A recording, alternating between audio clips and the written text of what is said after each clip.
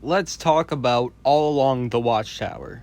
All Along the Watchtower is definitely, without a doubt, one of the greatest rock songs ever recorded, holding as one of the greatest hits from two of music's greatest legends, Jimi Hendrix and Bob Dylan.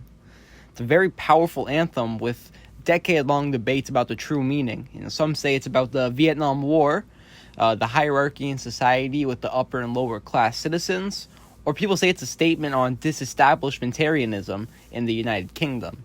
But I think it's a load of BS because Bob Dylan isn't even British. But moving on from that, the reason this song is such a classic is thanks to both the artists. Bob Dylan presents beautiful poetry full of juxtapositions as well as metaphors, whilst the Hendrix experience provides the psychedelic, heavy music with one of the most influential guitar solos of all time. But without the Hendrix rendition, All Along the Watchtower would have probably never seen the commercial success it received, since the song was a lesser-known track on Bob Dylan's '67 album, John Wesley Harding. I chose to compare and contrast both versions of All Along the Watchtower, as it is one of the most famous covers of all time, and it paved a new path for future song covers. Song covers traditionally consisted of making the original tune in a minor key, give it more somber sound, and to exactly impersonate the singer. But Jimi Hendrix tore up this recipe and used Bob Dylan's lyrics and envisioned an entirely different song to make it his own.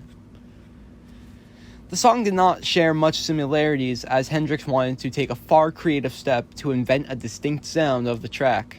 Other than the lyrics and the roadmap, everything was pretty much completely wiped away and blessed with the Hendrix touch. There was also a lack of information on the recording equipment used to record both the albums, like Electric Ladyland and John Wesley Harding, but I'm assuming the same equipment would have been utilized, as there was only a 2-month gap between Bob Dylan's recording and Jimmy's recording. But the major contrast between the songs is definitely the sound we get. Jimi Hendrix abolished the folk sound that Bob Dylan was known for and replaced it with hard rock and roll. Hendrix conveyed the same message Bob Dylan would sing about, but used his guitar to sing the message. And using 3 jaw-dropping solos, guitar whirls throughout the verses, and a backup help from the booming bass rhythm and the drums, the Jimi Hendrix experience created a violent psychedelic vibe that made you feel the pain the Joker feels from the Princes, referencing the song. And one more big contrast between the songs is the emotion we also received.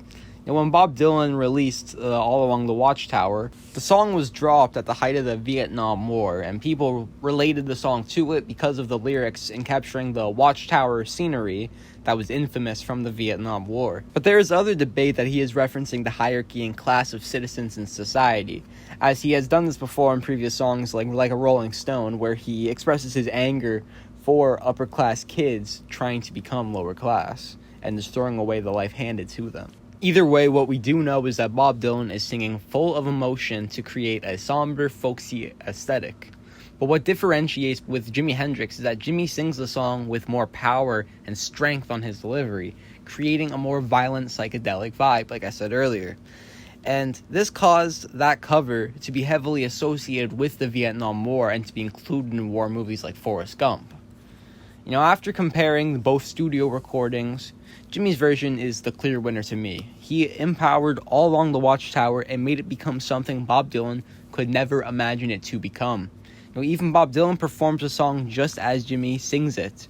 He even wrote this in his '84 box set compilation album Biograph. He wrote down, quote, unquote, "I liked Jimi Hendrix's record of this, and ever since he died, I've been doing it that way. Strange how when I sing it, I always feel like it's a tribute to him in some kind of way." Hendrix's rendition is also way more engaging to the listener because you are not only focusing on the story being spoken, you're also waiting on what his guitar is going to say next. Personally, I consider Jimi Hendrix a way better musician than Bob Dylan, and I consider Bob Dylan more of a poet. And as someone who loves music with all his heart, I am a percussionist. I do speak the language. Hendrix's rendition does speak to me more, and I find Bob Dylan's arrangement, to be honest, quite boring, even for a 2-minute song.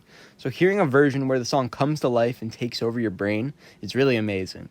This is an essential track for anyone who likes rock music, and in my personal opinion, anyone who likes music in general.